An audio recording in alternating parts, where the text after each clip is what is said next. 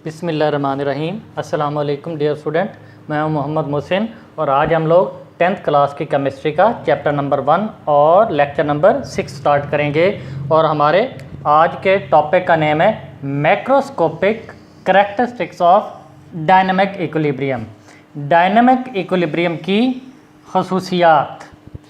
Dear student, आप लोगों को डायनामिक इक्विलिब्रियम याद होगा, मैं थोड़ा सा रिवाइज कर देता हूँ। डायनामिक इक्विलिब्रियम होता क्या है, मैंने आप लोगों को बताया था कि जब रिएक्टेंट्स प्रोडक्ट्स में चेंज हो रहे हों और प्रोडक्ट्स रिएक्टेंट्स में चेंज हो रहे हों तो दो पॉसिबिलिटी होती है कि एक स्टेज ऐसी आ जाएगी कि रिएक्शंस बिल्कुल स्टॉप हो जाएगा, सीज हो जाएगा रिएक्ट करना, रिएक्टेंट्स प्रोडक्ट में चेंज होना बंद हो जाएंगे और प्रोडक्ट रिएक्टेंट में चेंज होना बंद हो जाएंगे। और ये भी हो सकता है कि रिएक्शन होता रहे, रिएक्टेंट्स प्रोडक्ट में चेंज होते रहें, प्रोडक्ट रिएक्टेंट्स में चेंज होते रहें और एक ऐसी स्टेज आ जाए कि जब रिएक्टेंट्स के रिएक्ट करने का रेट बराबर हो जाए प्रोडक्ट के रिएक्ट करने के रेट के, मीन्स के rate of forward reaction, forward reaction बराबर हो जाता है रेट ऑफ रिवर्स रिएक्शन के, तो वो वाली स्टेज डायनामिक इक्विलिब्रियम स्टेज कहलाती है। अब इसकी कुछ अहम मैक्रोस्कोपिक होती है इंपॉर्टेंट या अहम खसूसियात हैं, वो कौन कौन सी हैं। सबसे पहले वाली खसूसियत, an equilibrium is achievable only in a close system. Equilibrium को सिर्फ बंद सिस्टम में ही हासिल किया जा सकता है। मीन्स कि आप लोग रिएक्शन करवा रहे हो, जैसे मेरे पास एक फ्लास्क है, इसको हम लोग सिस्टम बोलते हैं, जिसके अंदर रिएक्शन हो रहा होता है उसको सिस्टम बोलते हैं। ये फ्लास्क है, इसके अंदर आप लोगों ने हाइड्रोजन गैस साथ में आयोडीन गैस ऐड की है। अब दोनों का रिएक्शन करवाना है और ये आप लोग चाहते हैं कि रिएक्शन इस तरह हो, H2 + I2 रिएक्टेंट्स आपस में रिएक्ट करके HI बनाए और साथ में प्रोडक्ट दोबारा रिएक्टेंट्स में चेंज हो H2 + I2 में।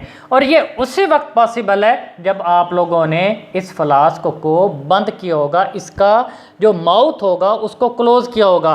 अगर आप लोग इसका माउथ ओपन कर देते हैं तो इसमें से गैसेस या तो बाहर निकल जाएंगी या फिर इसके अंदर एयर वगैरह या गैसेस एंटर हो जाएंगी, तो फिर ये कभी भी रिएक्शन इक्विलिब्रियम स्टेट पे नहीं जाएगा, इक्विलिब्रियम अचीवेबल नहीं होगा, इक्विलिब्रियम हासिल नहीं किया जा सकेगा जब तक आप लोग इस सिस्टम को, सिस्टम का मतलब है कि जिस चीज़ के अंदर आप लोग रिएक्शन करवा रहे हैं वो बंद होना चाहिए, क्लोज होना चाहिए, तब भी आप लोगों को इक्विलिब्रियम हासिल होगा।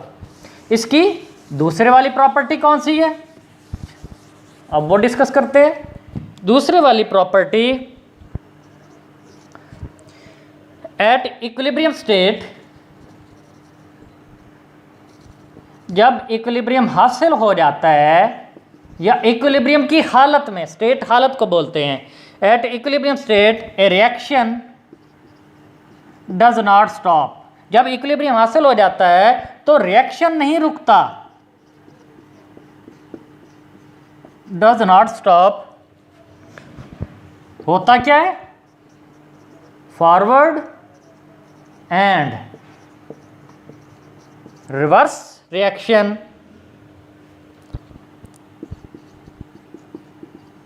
Keep on taking place. Forward और रिवर्स रिएक्शन होते रहते हैं at the same rate, taking place at the same rate but opposite in direction, लेकिन उनकी सिमत मुखालिफ होती है। इसकी उर्दू क्या होगी, इक्विलिब्रियम की हालत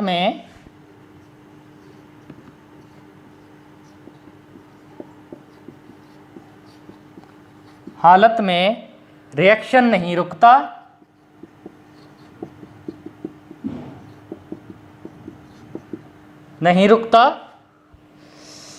फॉरवर्ड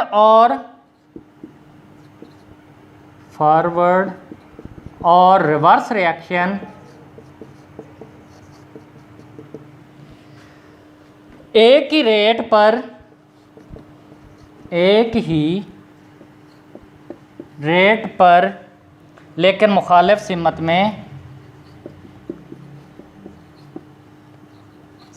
में वाक़या होते रहते हैं या वकू पजीर होते रहते हैं, वाक़या होते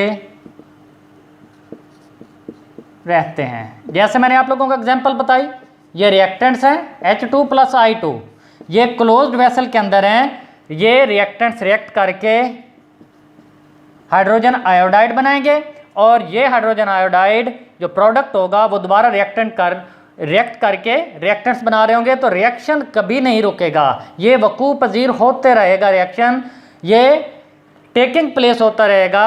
बट फॉरवर्ड रिएक्शन की डायरेक्शन ये होगी और रिवर्स रिएक्शन की डायरेक्शन ये होगी, अपोजिट डायरेक्शन में होंगे। तीसरी प्रॉपर्टी क्या है?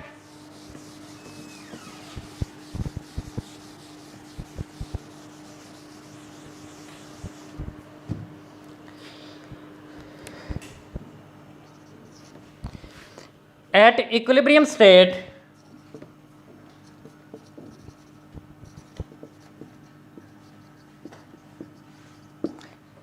equilibrium state, the amount of concentration भी बोलते हैं, मिकदार बोलते हैं इसको।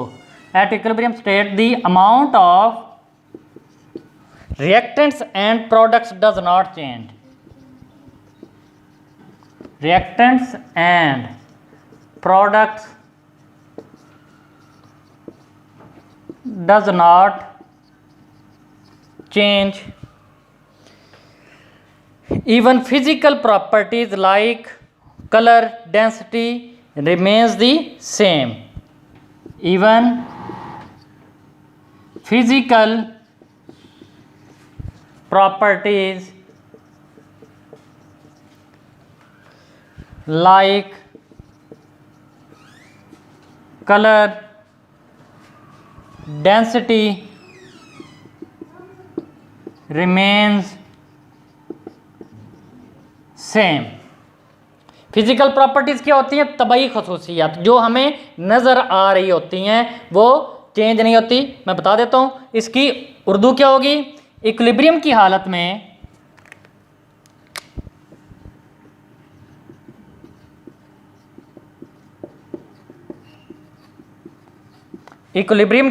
में रिएक्टेंट्स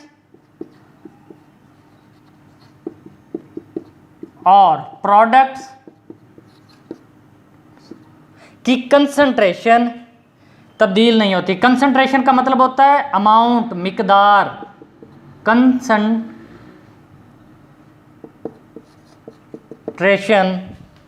तब्दील नहीं होती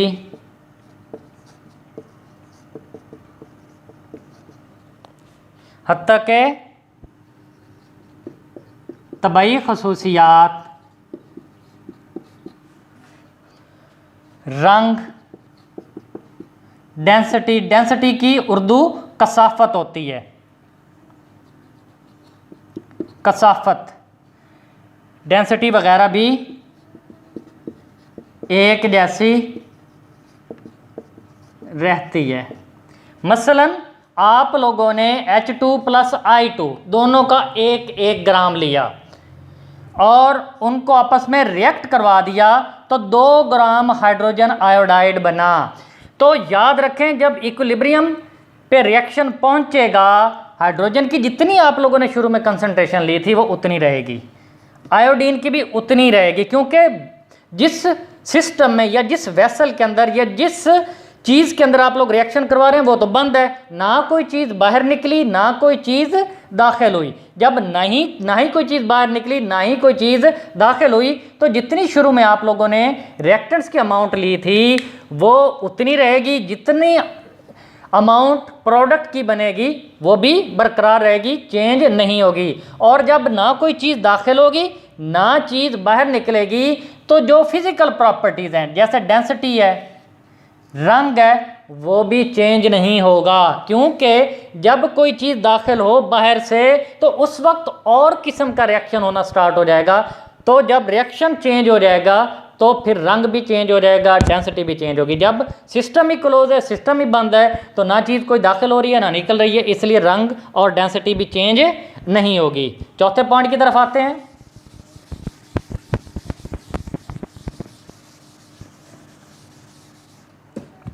चौथा पॉइंट है an equilibrium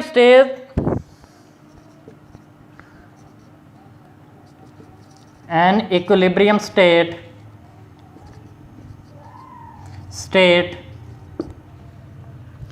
is attainable from either way, is attainable from either way, किसी भी रास्ते से, either way। वो रास्ता कौन सा हो सकता है? स्टार्टिंग फ्रॉम रिएक्टेंट्स और प्रोडक्ट्स। इसको मैं एक्सप्लेन कर देता हूं, मैं पहले इसकी उर्दू लिख लूं। इक्विलिब्रियम की हालत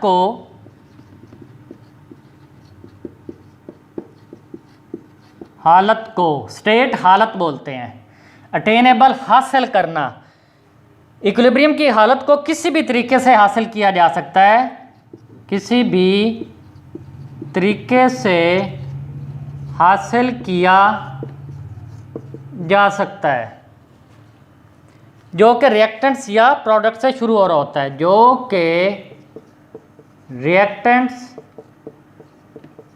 या प्रोडक्ट से शुरू हो रहा होता है।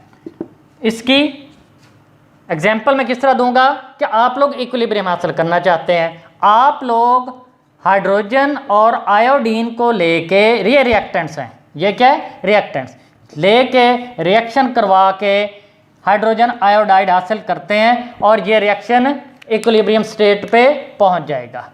आप लोग शुरू में जब रिएक्शन स्टार्ट करना होता है तो आप लोग हाइड्रोजन को लें, आयोडीन को लें और रिएक्शन करवा दें, हाइड्रोजन आयोडाइड बनेगा और एक स्टेज ऐसी आ जाएगी कि दोनों रिएक्टेंट्स और प्रोडक्ट ये इक्विलिब्रियम स्टेट पे पहुंच जाएंगे। अगर हाइड्रोजन और आयोडीन अवेलेबल नहीं है तो फिर आप लोग प्रोडक्ट भी ले सकते हैं। प्रोडक्ट को लेके आप लोग प्रोडक्ट का रिएक्शन करवाएंगे तो आप लोगों के पास H2+I2 हासिल हो जाएगा, रिएक्टेंट हासिल हो जाएंगे हाइड्रोजन और आयोडीन। तो आप लोग रिएक्टेंट को लेके भी स्टार्ट करवा सकते हैं और इक्विलिब्रियम हासिल हो जाएगा, प्रोडक्ट को लेके भी स्टार्ट करवा सकते हैं रिएक्शन और तब भी आप लोगों के पास इक्विलिब्रियम हासिल हो जाएगा। किसी भी वे में, किसी भी तरीके से हासिल कर सकते हैं इक्विलिब्रियम। आप लोग चाहे रिएक्टेंट आप लोगों के पास अवेलेबल है वो ले लें, चाहे प्रोडक्ट अवेलेबल है वो ले लें। फिफ्थ वाली property,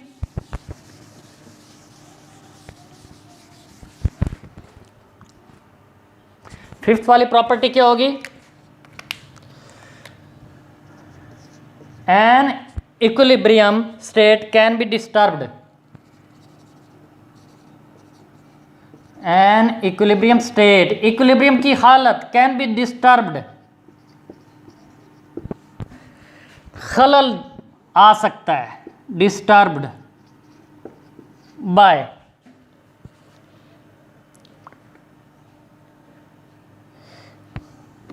disturbed and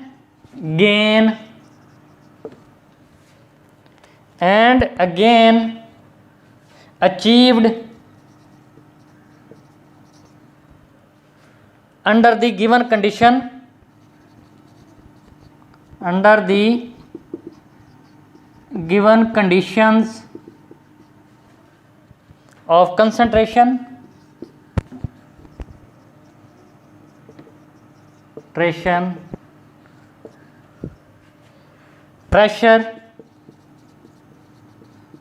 and temperature. Urdu क्या होगी इसकी?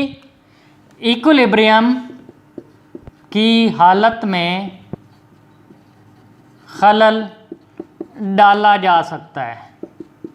इस प्रॉपर्टी के दो पॉइंट हैं, एक तो यहां तक कैन बी डिस्टर्ब्ड के आप लोग इक्विलिब्रियम को डिस्टर्ब कर सकते हो, उसमें खलल डाल सकते हैं। ये खलल, दूसरा पॉइंट जहाँ तक, पहला पॉइंट यहाँ तक होगा, दूसरा पॉइंट यहाँ से स्टार्ट हो रहा है, ये खलल इसमें प्रेशर, टेम्परेचर या कंसंट्रेशन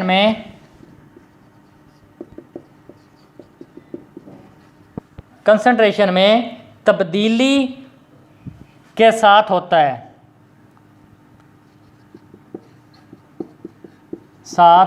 है और किसी भी हालत में इक्विलिब्रियम को दोबारा हासिल किया जा सकता है।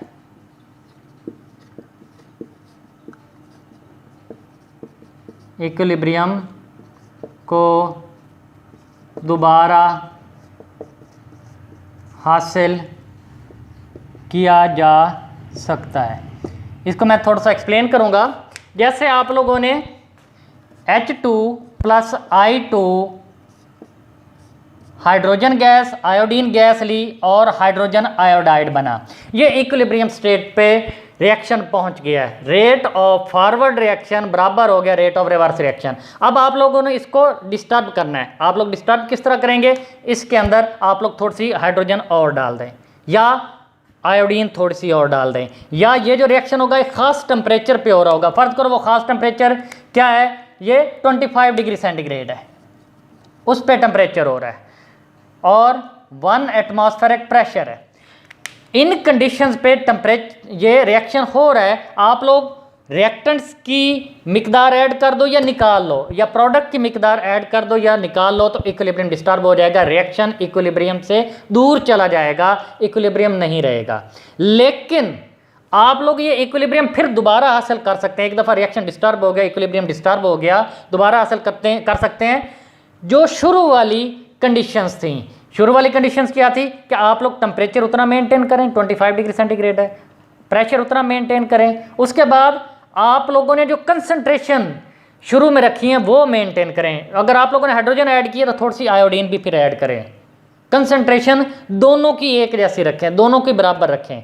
हाइड्रोजन आयोडाइड वो फिर आप लोगों के कंसंट्रेशन दोनों को बढ़ाएंगे तो इधर हाइड्रोजन आयोडाइड भी बढ़ेगा। तो इस तरीके से डिस्टर्ब हो सकता है इक्विलिब्रियम। आप लोग अगर कंसंट्रेशन थोड़ी सी डाल दें, मिकदार डाल दें रिएक्टेंट्स की या प्रोडक्ट की मिकदार डाल दें, ये इक्विलिब्रियम डिस्टर्ब हो जाएगा। कंडीशन को चेंज कर दें, टेम्परेचर बढ़ा दें, कम कर दें, प्रेशर बढ़ा दें, कम कर दें, तब भी इक्विलिब्रियम डिस्टर्ब हो जाएगा। लेकिन अगर आप लोग वो वाली कंडीशंस दोबारा इंप्लीमेंट कर दो, दोबारा हासिल कर लो, जिस कंडीशंस पे इक्विलिब्रियम हासिल हुआ था वो दोबारा अगर कंडीशंस आ जाती हैं तो फिर वो दोबारा आप लोग इक्विलिब्रियम हासिल कर लेंगे।